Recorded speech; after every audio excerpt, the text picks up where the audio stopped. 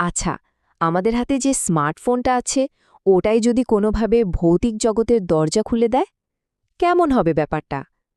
আজকে আমরা ঠিক এমনই একটা গল্পকে ব্যবচ্ছেদ করব, যেখানে আমাদের প্রতিদিনের ব্যবহার করা প্রযুক্তি হয়ে ওঠে চরম ভয়ের কারণ।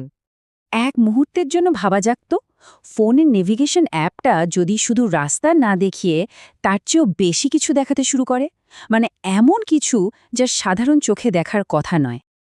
তো গল্পের শুরুটা হচ্ছে একটা একদম নির্জন অন্ধকার হাইওয়েতে। গাড়ির হেডলাইটের আলো ছাড়া চারপাশে আর কিছুই নেই, শুধু জমাট বাঁধা একটা নিস্তব্ধতা। বুঝতেই পারছেন পরিবেশটা কেমন। আর এই গাড়ির ড্রাইভিং সিটে বসে আছে অয়ন, পেশায় একজন ট্রাভেল ব্লগার। আর সে আমাদের অনেকের মতোই তার ফোনের একটা নতুন এআই ন্যাভিগেশন অ্যাপকে পুরোপুরি বিশ্বাস করে একটা শর্টকাট খুঁজছে। কিন্তু বেশিক্ষণ লাগে না, একটু পরেই অয়ন বুঝতে পারে যে এই অ্যাপটা ঠিক সাধারণ নয়। এর ডিরেকশনগুলো ওকে চেনা রাস্তা থেকে সরিয়ে এক অচেনা পথের দিকে নিয়ে যাচ্ছে।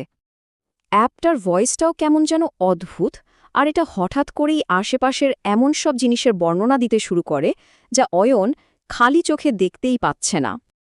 আর ঠিক তখনই আসে প্রথম ভয় ধরানোর নির্দেশটা।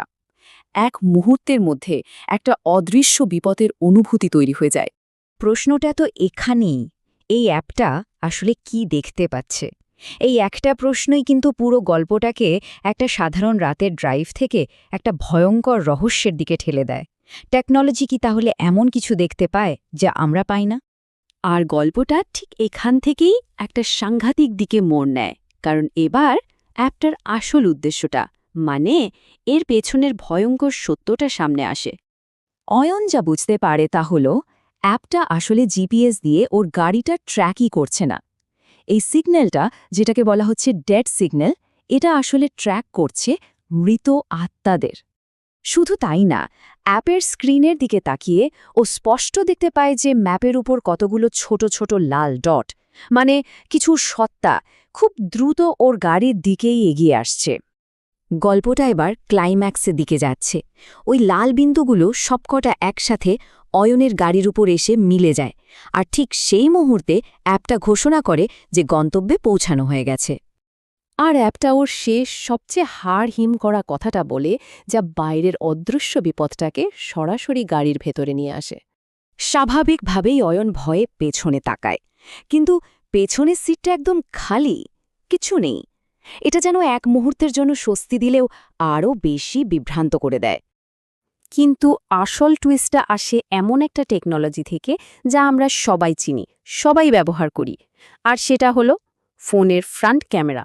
মানে ভয়টা চোখে দেখে পাওয়া গেল না, ভয়টা চূড়ান্ত হল যখন টেকনোলজি অদৃশ্যকে দৃশ্যমান করে তুলল। অর্ণের ফোনের স্ক্রিনে ওর পাশের একদম খালি প্যাসেঞ্জার সিটের ওপর একটা সবুজ ফেস ডিটেকশন বক্স ভেসে ওঠে। এই গল্পটার শেষে একটা বড় প্রশ্ন রেখে যায়। আচ্ছা, যেই টেকনোলজিকে আমরা প্রতিদিন বিশ্বাস করি, সেটাই যদি এমন কোনো অদৃশ্য জগৎ দেখতে শুরু করে যা আমাদের চোখের আড়ালে, তখন কি প্রযুক্তির উপর আমাদের বিশ্বাসটা একই রকম থাকবে?